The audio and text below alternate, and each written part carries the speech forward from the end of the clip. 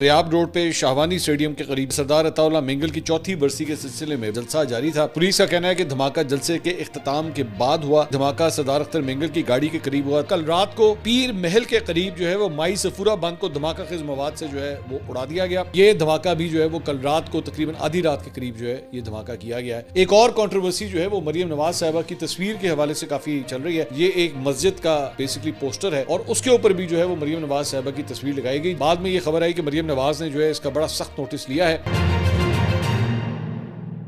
अस्सलाम वालेकुम नाज़रीन, मैं हूं मंसूर अली खान। अपने डिजिटल चैनल के ऊपर आपको खुशामदीद कहेंगे। पिछले 12 घंटे की आम तरीन खबरों के ऊपर तबसरा और तज्जिया शामिल करेंगे। उससे पहले आपसे रिक्वेस्ट के चैनल को सब्सक्राइब करना मत भूलिए, बेल आइकन प्रेस कीजिए। अगर आपको वीडियो पसंद आए तो उसे लाइक और शेयर ज़रूर कीजिएगा। अच्छा जी, सबसे पहले एक अफसोसनाक खबर जो कल रात को एक दहशतगर्दी का वाक़या पेश आया कोयटा के अंदर, और यहाँ पे सरियाब रोड पे शाहवानी स्टेडियम के करीब जो है धमाके के नतीजे में 5 अफराद जाँ बहक जबकि 29 अफराद जो है वो ज़ख्मी हुए हैं। शाहवानी स्टेडियम में सरदार अताउल्लाह मेंगल की चौथी बरसी के सिलसिले में बलूचिस्तान नेशनल पार्टी का जलसा जारी था और पुलिस का कहना है कि धमाका जलसे के इख्तिताम के बाद हुआ। पुलिस के मुताबिक धमाका सरदार अख्तर मेंगल की गाड़ी के करीब हुआ, ताहम वो महफूज रहे। अख्तर मेंगल के बेटे ने भी उनकी खैरियत से होने की जो है वो तस्दीक की है। जख्मियों को सिविल अस्पताल और BMC अस्पताल मुंतकिल किया गया, जबकि सिक्योरिटी फोर्सेज ने इलाके को घेरे में ले लिया। BNP के नायब सदर साजिद तरीन ने मीडिया से बात करते हुए कहा है कि उनके 13 कारकुन जो हैं वो शहीद हुए हैं और मुतादिद अफराद जो हैं वो ज़ख्मी हुए हैं। धमाका जलसे के इख्तिताम के बाद पार्किंग में हुआ और धमाके में साबिक MP अहमद नवाज़ और मरकज़ी रहनुमा मूसा बलोच भी जो है वो ज़ख्मी हुए हैं। तो इस मौके के ऊपर ये बड़ा सिग्निफिकेंट एक डेवलपमेंट है। इसकी रीज़न ये है कि इस मौके के ऊपर आप जानते हैं कि पहले ही पाकिस्तान जो है वो फ्लड्स की वजह से, सैलाब की वजह से जो है वो काफ़ी फंसा हुआ है इस वक्त, और जो एक हंगामी सूरत हाल बनी हुई है। तो उस दौरान दहशतगर्दी का वाक़या होना, और वो भी इस मरतबा बलूचिस्तान के अंदर। अब बलूचिस्तान एक वाहिद सूबा है जहाँ पे अभी तक फ्लड्स की वजह से कोई प्रॉब्लम नहीं आई थी। बाकी खैबर पख्तूनख्वा में आप जान चुके हैं, गिलगित बल्तिस्तान में देख चुके हैं, पंजाब ऑलरेडी सफ़र कर रहा है और सिंध में ये सिलसिला शुरू होने वाला है। वहीं पे इतना बड़ा दहशतगर्दी का एक वाक़या होता है और जेन में रखिएगा कि सरदार अख्तर मेंगल जो है उनका अब अपोजिशन से ताल्लुक़ है और मतलब वो इस वक्त पाकिस्तान तहरीक इंसाफ के करीब जो है वो समझे जाते हैं। और सिर्फ ये नहीं बल्कि महारंग बलोच की सपोर्ट में भी जो है वो अख्तर मेंगल साहब ने पूरा एक धरना दिया था, एहतजाज किया था उनकी रिहाई के लिए, इवन तो वो रिहाई जो है वो अभी तक नहीं हो सकी है। तो क्या ये वो दहशतगर्द, वो ऐसे अनासर जो मुल्क में अफरा तफरी फैलाना चाहते हैं, जिसकी वजह से अख्तर मेंगल साहब को जो है इस तरह टारगेट किया गया है या करने की कोशिश की गई है, ये एक बहुत बड़ा प्लान हो सकता है कि पाकिस्तान के अंदर जो है अफरा तफरी फैलाई जाए। इसके अलावा ISPR के मुताबिक 2 सितंबर को सुबह बुज़दिलाना दहशतगर्द हमले में भारतीय प्रॉक्सी फितनतुल ख़ारिज से ताल्लुक़ रखने वाले दहशतगर्दों ने बन्नू ज़िले में फेडरल कॉन्स्टेबलरी हेडक्वार्टर्स को जो है वो निशाना बनाया। ख़ारिज ने हेडक्वार्टर्स की बैरूनी सिक्योरिटी को तोड़ने की कोशिश की, ताहम जवानों के चौकस और पुरअज़्म रद्द-ए-अमल ने उनके नापाक अज़ाइम नाकाम बना दिए। मायूसी के आलम में दहशतगर्दों ने बारूदी मवाद से भरी गाड़ी को हिफाजती दीवार से टकरा दिया और ख़ुदकुश धमाके के नतीजे में बैरूनी दीवार का कुछ हिस्सा मुनहदिम हो गया और करीबी शहरी ढांचे को जो है वो नुकसान पहुंचा, जिससे 3 बेगुनाह शहरी जो है वो ज़ख्मी हुए। ISPR के मुताबिक जवानों ने दहशतगर्दों को निशाना बनाया और बाद में ऑपरेशन के जरिए इन 5 यहाँ पे दहशतगर्द थे उनको हलाक कर दिया गया। ताहम इस शदीद फायरिंग के तबादले में फेडरल कॉन्स्टेबलरी और पाक फ़ौज के 6 बहादुर जवान जो हैं वो शहीद हुए हैं। उधर लकी बरवत के थाना सिटी की हदूद में जो है वो नामालूम अफराद की फायरिंग से 2 पुलिस एहलकार भी शहीद हुए हैं। दहशतगर्दी के वाक़यात हैं जो मैं आपको रिपोर्ट कर रहा हूँ। इसके अलावा पिछले व्लॉग के अंदर हमने आपको बताया था कि एंकर पर्सन और यूट्यूबर सहाफ़ी रिजवान रज़ी, उन्हें सस्पेंड किया गया था कल PTV की जानिब से, और वजह जो थी उनके चंद रिमार्क्स थे अपने व्लॉग के अंदर जो उन्होंने सिंधियों के हवाले से किए थे, जिसके ऊपर सोशल मीडिया के ऊपर भी जो है वो बहुत क्रिटिसिज्म हुआ था, सिर्फ सिंध से नहीं बल्कि इवन दीगर सूबों से ताल्लुक़ रखने वाले अफराद की जानिब से भी जो है वो उस पर काफ़ी क्रिटिसिज्म हुआ था। तो उसके बाद कल रात को जो है उनकी बरतरफी का नोटिफिकेशन भी जो है वो जारी कर दिया गया है।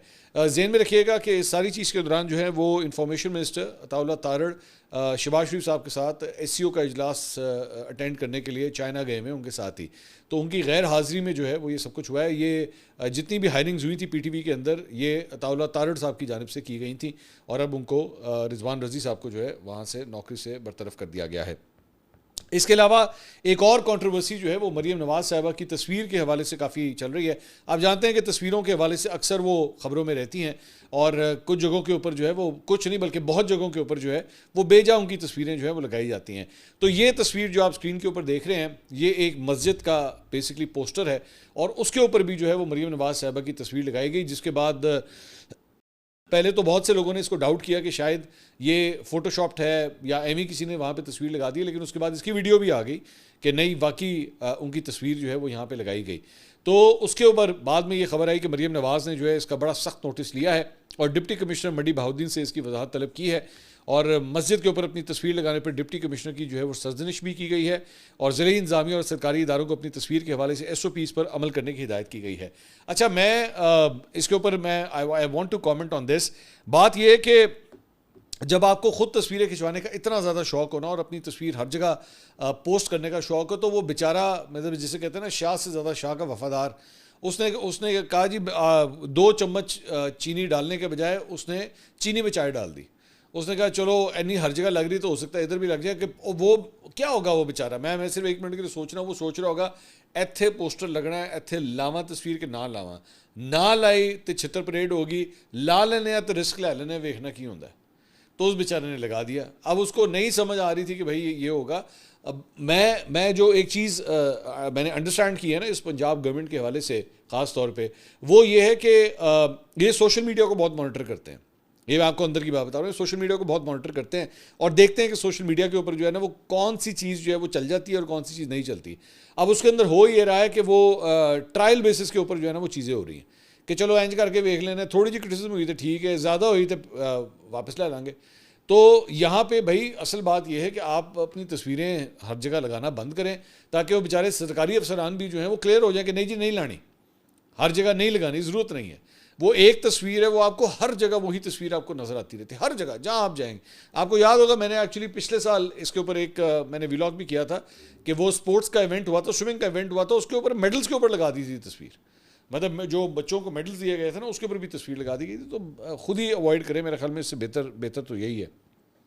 इसके अलावा राना सनाउल्लाह साहब जो है वो कल रात को मोहम्मद मालिक साहब के शो में आए हुए थे, तो उसमें गुफ्तगू करते हुए उनसे सवाल किया गया कि मरी में एक बहुत अहम मीटिंग हुई है, वहाँ सुना है कि तसलसल का फ़ैसला हुआ है, हो गया?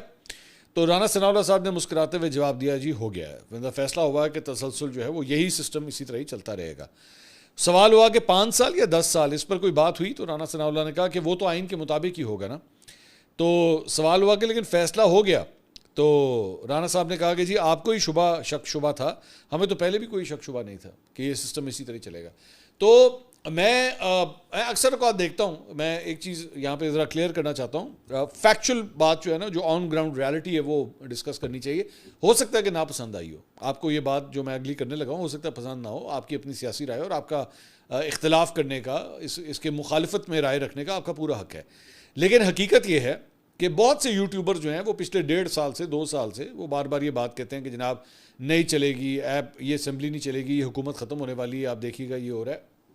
और एक इनका ये फेवरेट मशगला है और दूसरा फेवरेट मशगला जो है वो ये है कि इमरान खान साहब 1 महीने बाद, ईद के बाद, ये छोटी ईद से पहले, बड़ी ईद से पहले, कुर्बानी से पहले, 14 अगस्त से पहले, 1 जनवरी से पहले, 25 दिसंबर से पहले, 6 सितंबर के बाद, मतलब इस तरह की डेटें देना जो है वो उनका बेहतरीन एक मशगला है कि यार इसी बुनियाद के, इन 2 चीज़ों के बुनियाद पे इनके व्लॉग चलते हैं। आप उठा के देख लीजिएगा, मैं आपको ये एक बेसिक थीम मैंने आपको बता दी है।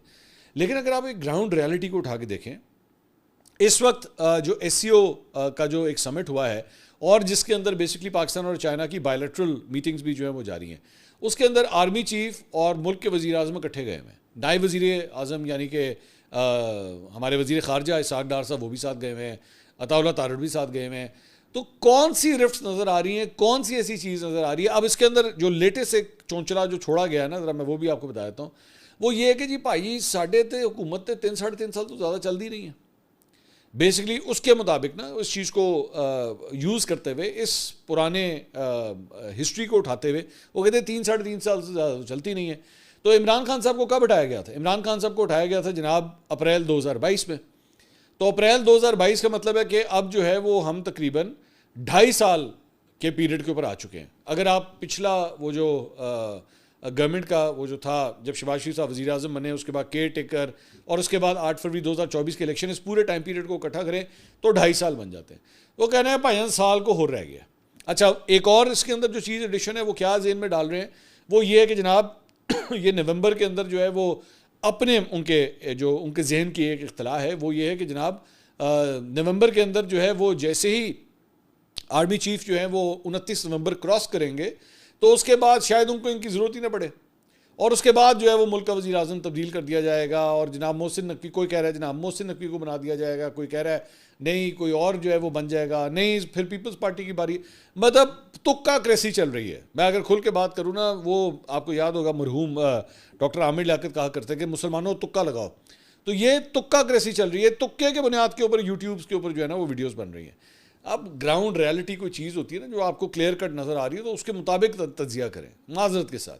अपना सौदा बेचने की खातिर जो है ना बिला वजह लोगों को बेवकूफ़ मत बनाए। 1.5 साल हो चुका है यार, 1.5 साल हो चुका है, मत लोगों को और बेवकूफ़ बनाए, हकीकत की बात करें।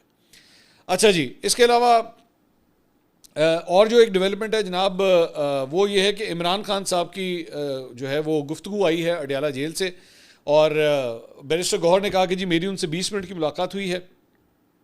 जो गुफ्तगू आई है उसमें ने कहा है जी मैं पाकिस्तानी कौम से अपील करता हूँ कि वो मुल्क भर में जारी अफसोसनाक सैलाबी सूरत हाल में रेस्क्यू एंड रिलीफ मुहिम में हमेशा की तरह बढ़ चढ़ कर हिस्सा लें। तहरीक इंसाफ भी सैलाब ज़दगान के लिए बिला तफरीक अपना किरदार अदा करेगी। खैबर पख्तूनख्वा में अपने ही लोगों पर ड्रोन अटैक्स और मिलिट्री ऑपरेशन फौरी तौर पर बंद होना चाहिए। अली अमीन गंडापुर समेत सूबाई हुकूमत को इस मामले पर भरपूर मज़ामत करनी चाहिए। पहले ही वो इलाके सैलाब की तबाही झेल रहे हैं, इन हालात में ऑपरेशन या ड्रोन हमले और अपने इलाकों से बेदखली ज़ख्मों पर नमक छिड़कने के मुतरादिफ है। मेरी हिदायत की रोशनी में तहरीक इंसाफ का ज़िमनी इंतखाबात के बाइकआउट का फैसला काबिल तहसीन है। कागजात नामजदगी वापस लेने वाले उम्मीदवारान भी दाद के मुस्तहिक हैं। जिन अरकान ने असम्बली की कमेटियों से इस्तीफ़ा दिया है वो भी काबिल तारीफ़ हैं। उनको ये भी हिदायत करता हूँ कि अगर उनके ज़ेर इस्तेमाल कोई भी गाड़ी या मरात हैं तो उसे फौरी वापस कर दें। है असल मसला। अगर आपको याद हो कि जिस दिन एक्चुअली ऑर्डर आया था ना कि जनाब कायमा कमेटियों से इस्तीफ़े दें, तो मैंने उस वक्त आपको कहा कि असल मसला ये है कि जड़ियाँ मरात लेती हैं, गड्डियाँ लेती हैं, सारी वापस करो। तो आगे वो कहते हैं कि जी पेशावर जलसे की हतमी तारीख का फैसला सितंबर में ही सैलाब की सूरत हाल देखकर मुशावरत से किया जाएगा। 3 साल जुल्म व जबर सहने और हक पर होने के बावजूद मैंने मुल्की मफाद में मुज़ाकरात की बात की, मगर मुझ समेत मेरे ख़ानदान से सियासी इंतकाम की इंतहा कर दी गई। हमारे लोगों पर सीधी गोलियाँ चलाई गईं और पार्लियामान में हमारे अपोजिशन लीडर्स तक को नाअहल कर दिया गया। इसके बाद मुज़ाकरात की गुंजाइश बाकी नहीं रहती। ये मुझ समेत मेरे ख़ानदान में से जिस मर्ज़ी को कैद कर दे, मैं अपने मौक़िफ़ से पीछे नहीं हटूँगा और ना ही उनके आगे झुकूँगा।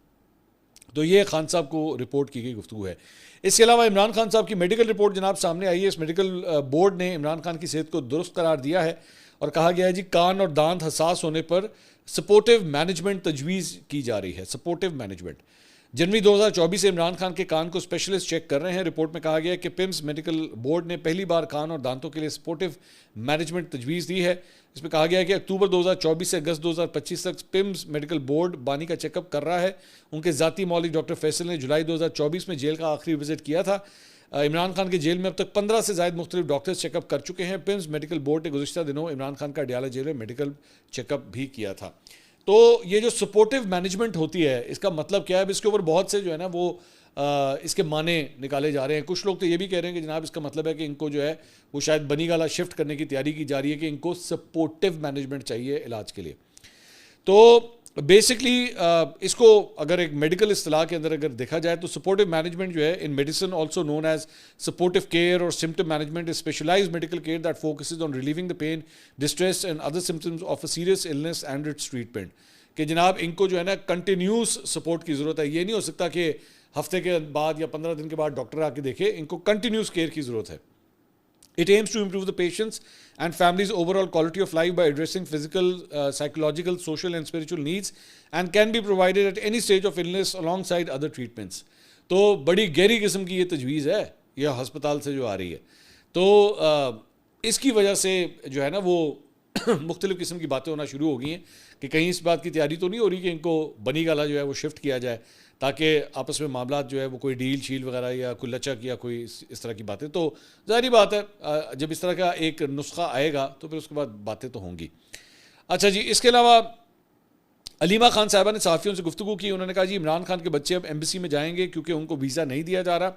बरतानवी हुकूमत ने इमरान खान के बेटों को बरतानवी पासपोर्ट पर वीज़ा लगवाने का मशवरा दिया है। बरतानवी हुकूमत ने कहा है कि अगर आप बरतानवी पासपोर्ट पर वीज़ा लगवाएं तो आपको कौंसल रसाई भी दी जाएगी, क्योंकि यहाँ के वज़ीर उनको खुली धमकियाँ दे रहे हैं कि वो अगर यहाँ आएंगे तो उनको गिरफ़्तार कर लेंगे। अगर आपको याद हो कि जिस दिन पहली दफ़ा ये बात सामने आई थी कि जनाब उन्होंने ब्रिटिश पासपोर्ट्स जमा करवाए हैं, तो मैंने सबसे पहले उस वक्त आपको ये ख़बर दी थी कि इसकी वजह यह है कि वो चाहते हैं कि उनको कवर मिले यहाँ के हाई कमीशन का, ब्रिटिश हाई कमीशन का उनको कवर मिल सके, क्योंकि जब वो पाकिस्तान में एंट्री करें तो वो बेसिकली नाइकॉब पे करना नहीं चाहते, वरना इनके पास नाइकॉब मौजूद है। अलीमा खान साहिबा ने खुद कहा कि जी एक का मिल नहीं रहा और एक का गुम गया, यानी दोनों के गुम गए। तो नाइकॉब बनाना कोई मसला नहीं है। नाइकॉब मैंने पता करवाया था, मैंने नादरा वगैरह से मैंने पता कराया था जी नाइकॉब अगर गुम जाए तो कितनी देर में मिलता है। उन्होंने कहा जी 2 हफ्ते में मिल सकता है, कोई इशू नहीं है। लेकिन ये नाइकॉब पे सफ़र करना नहीं चाहते, और नाइकॉब अगर इनके पास हो तो इनको वीज़े की ज़रूरत ही नहीं, उन्हें सिंपली जहाज़ पे बैठना है, लैंड करना है, नाइकॉब दिखाना है तो चलो जी अस्सलाम वालेकुम, बहुत शुक्रिया। लेकिन ये नाइकॉब पे इसलिए नहीं आना चाह रहे, ये ब्रिटिश पासपोर्ट्स पे इसलिए आना चाह रहे ताकि इनको ब्रिटिश हाई कमीशन का जो है वो कॉन्सुलर सर्विसेज मिल सकें। अगर इनको गिरफ्तार किया गया या इनको कोई प्रॉब्लम हुई तो इनको लीगल हेल्प भी मिल सके। दूसरी बात, ज़ाहिर बात है, उनकी वालदा जो हैं वो एक मतलब एग्जेक्टिव समझी जाती हैं ब्रिटेन के अंदर, and no offence to her, मतलब ज़ाहिर बात है एक बहुत बड़ी फैमिली है वहाँ की, तो उनके ताल्लुकात भी हैं, और उनके बेटों को साथ अगर कुछ यहाँ पे हो पाकिस्तान में तो इतना आसान नहीं होगा। ब्रिटिश हाई कमीशन जो है 1 मिनट में एक्टिव होगा उन दोनों के लिए। अच्छा जी, इसके अलावा अली अमीन गंडापुर साहब जो हैं वो दे धड़ाधड़ पिछले 24 घंटे में जो है इल्ज़ामात की उन्होंने जो है वो क्लैशनकोफ हाथ में पकड़ी हुई थी, डोज सारे इल्ज़ामात लाई जा रहे सन बगैर किसी सबूत के। वो पाकिस्तान तहरीक इंसाफ के बहुत से रहनुमाओं का जो है, उनके अपने लीडर का भी ये शेवा रहा है कि वो जनाब वो ख्याल ख्यूल को नहीं करते, कोई सबूत देने की ज़रूरत नहीं, ऐसे भी इल्ज़ाम थे, होते भी इल्ज़ाम। तो एक सहाफ़ी ने जो है वो उनसे सवाल किया, इस्लामाबाद में वो सहाफ़ियों से गुफ्तगू कर रहे थे, तो एक सहाफ़ी ने पूछा कि जी खैबर पख्तूनख्वा में हुकूमत कौन चला रहा है? इमरान खान के हुक्म के बावजूद तैमूर झगड़ा और कामरान मंगिश को काबीना का हिस्सा क्यों नहीं बनाया गया? सहाफ़ी ने सवाल किया कि कहा जा रहा है कि सूबे के मामलात आपके भाई फैसल अमीन गंडापुर चला रहे हैं, इसमें कितनी हकीकत है? तो गंडापुर साहब ने जवाब देने के बजाय सहाफ़ी पर जो है वो ट्रांसफ़र पोस्टिंग करवाने का जो है वो और रिश्वतखोरी का उन्होंने इल्ज़ाम लगा दिया। अली अमीन गंडापुर के इल्ज़ाम पर जियो न्यूज़ के नुमाइंदे ने जब पूछा कि क्या आपके पास इस हवाले से कोई सबूत है, तो उन्होंने कहा नहीं, मैं तो मजाक कर रहा था। अली अमीन के अंदाज़ गुफ्तगू और जारहाना रवैये के बाद सहाफ़ियों ने मज़ीद उनसे फिर सवालात नहीं किए। मुझे ना बड़ा एतराज़ है अपने सहाफ़ी भाइयों से, मैं एक गिला करना चाहूँगा यहाँ पे कि जब इस तरह की कोई हरकत, कोई पॉलिटिशियन, कोई चीफ एग्जीक्यूटिव, एनीवन, अगर वो किसी जर्नलिस्ट के ऊपर ये इस किस्म का इल्ज़ाम लगाए ना, तो आपको सबको वहीं पर रिएक्ट करना चाहिए, वहाँ पर चुप करके मत खड़े हुआ करें जब इस किस्म का ये बात मजाक की नहीं है। This is basically something about character, ये उसके उस सहाफ़ी के कैरेक्टर के ऊपर इल्ज़ाम लगाने वाली बात है। उधर वहीं पे पलट के जवाब दें, गंडापुर को भी फिर 2 सुनाएं और फिर आप लोग भी बाद में कहते हैं जनाब हम मजाक कर रहे थे। लगा दें ना 2, फिर आप भी लगा दें कि जनाब आपकी भी शहद की बोतल का जो है वो एक केस चल रहा है, तो आज भी शहद की बोतल पीते हैं या छोड़ दिए शहद, कह देना। और अगर फिर वो गुस्सा करें तो फिर आप भी कह दीजिएगा हम भी मजाक कर रहे थे, कह दें, उसमें ऐसी कौन सी बात है। So these politicians need to learn कि आप इस तरह जो है वो किसी सहाफ़ी के ऊपर इल्ज़ाम नहीं लगा सकते। आई थिंक जो उन्होंने क्वेश्चन किया था उस जर्नलिस्ट ने बिल्कुल जेन्युइन क्वेश्चन किया था। ये इमरान खान साहब के ऑर्डर्स थे कि तैमूर झगड़ा को जो और कामरान मंगिश को जो है वो कैबिनेट में शामिल किया जाए, क्यों नहीं किया गया? क्या इमरान खान साहब के अहकामात जो हैं वो पाकिस्तान तहरीक इंसाफ पे नहीं चलते? अब क्लियर कट बता दें।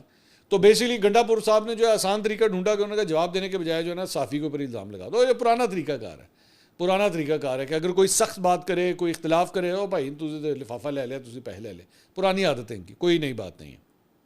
इसके अलावा और पैसे लेने की जहाँ तक बात है, उन्होंने मौलाना फजल रहमान के ऊपर भी तनकीद कर दी है, और उन्होंने कहा है कि जी मौलाना फजल रहमान अगर हक़ का कलमा पढ़ने के लिए राज़ी हो गए हैं तो इनमें मैं इनको वेलकम करूँगा, लेकिन मौलाना फजल रहमान को मैं जानता हूँ वो हक़ का कलमा नहीं पढ़ेंगे।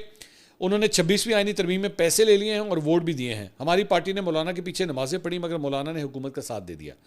साफ़ी ने सवाल किया कि आप मौलाना पर पैसे लेने का इल्ज़ाम लगा रहे हैं, ये पहली बार सामने आया है। इस पर उन्होंने जवाब दिया कि तो मौलाना वोट क्यों देंगे, पैसे ही लिए होंगे ना। तो गंडापुर ने कहा कि औरत की हुक्मरानी को हराम कहने वाला डीजल के परमिट पर बिक गया और औरत की हुक्मरानी को कबूल कर लिया। DI खान के अवाम को कहा जाता था मौलाना को वोट दें। मौलाना के डेरा इस्माइल खान में ज़मानत जब्त हुई। ये बलूचिस्तान से भी फॉर्म 47 पर जीते हैं। मौलाना हमेशा बॉसेस का हुक्म मानते हैं। मौलाना ने हमेशा नोट वखा मेरा मूड बने का रास्ता इख्तियार किया। अच्छा, ये भी इनका एक पेट जुमला है।